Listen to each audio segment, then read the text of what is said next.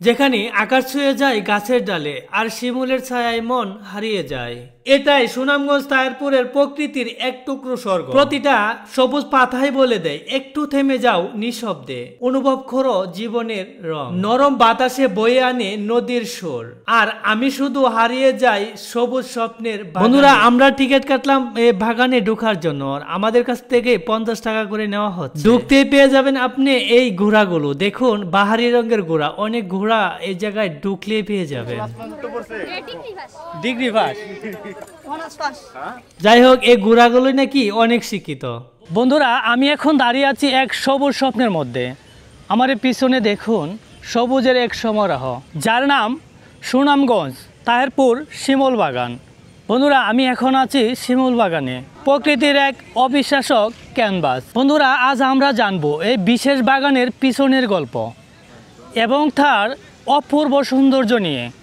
এ বাগানের ইতিহাস বিশেষ পুরনো নয়, তবে এর সৃষ্টির পিছনে আছে এক দারুণ উদ্যোগ আর স্বপ্ন। 1999 থেকে 2000 সালের দিকে এই অঞ্চলের তৎকালীন জমিদার জয়নাল আবেদিন সাহেব নিজের ইচ্ছায় তিনি এই বিস্তর ভূমিতে শিমুল গাছ লাগানো শুরু করেন।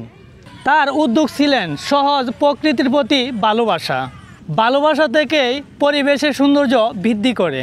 কিন্তু তিনি স্বপ্নেও ভাবেননি তার লাগানো এই ছোট ছোট চারা থেকে এত বিশালতা পাবে, যা পুরো এশিয়ার মানুষের মনোযোগিতা আকর্ষণ করে। প্রথম দিকে প্রায় 2400-2500 শিমুল চারা দিয়ে শুরু হয় এই বাগান। এ বাগান আজ প্রায় 100 বিঘারও বেশি জায়গা জুড়ে বিস্তৃত।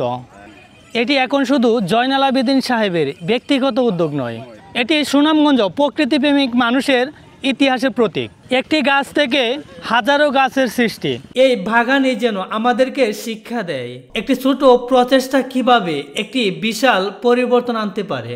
এই শিমুল বাগানের আসল জাদু দেখতে হলে আপনাকে আসতে হবে ফাল্গুন আর বসন্তের মাঝামাঝি, ফেব্রুয়ারির শেষ থেকে মার্চের মাঝামাঝি, যখন শিমুল ফুল ফুটে। তখন জাদুকাটা নদীর কিনার ঘেঁষে থাকা পুরো বাগানটি টকটকে লাল গালিচায় পরিণত হয়। মনে হয় যেন প্রকৃতির ক্যানভাসে কেউ লাল রং ঢেলে দিয়েছে। এই সময় গাছের নিচে জড়ে থাকা লাল শিমুল ফুলগুলো যেন এক অন্যরকম শিল্পকর্ম। এখানে শুধু লাল শিমুল ফুলই নয়, চারপাশের দৃশ্যপটও মন কেড়ে নেয়। একদিকে যেমন বয়ে চলা স্বচ্ছ জলের জাদুঘাটা নদী, অন্যদিকে মেঘালয় পাহাড়ের সবুজ রেখা যেন দিগন্ত ছুঁয়েছে। নদীর জল, বালুর চর, পাহাড়ের বিশালতা আর এই লাল শিমুল ফুলের মেলা, সব মিলে এটি একটি পরিপূর্ণ প্রকৃতির গন্তব্য।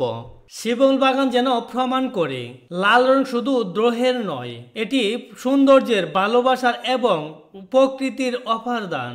আপনারা যারা প্রকৃতিকে ভালোবাসেন তারা একবার এই লাল সাম্রাজ্যে না এলে এই বসন্তের আসল রং হয়তো অধরাই থেকে যাবে।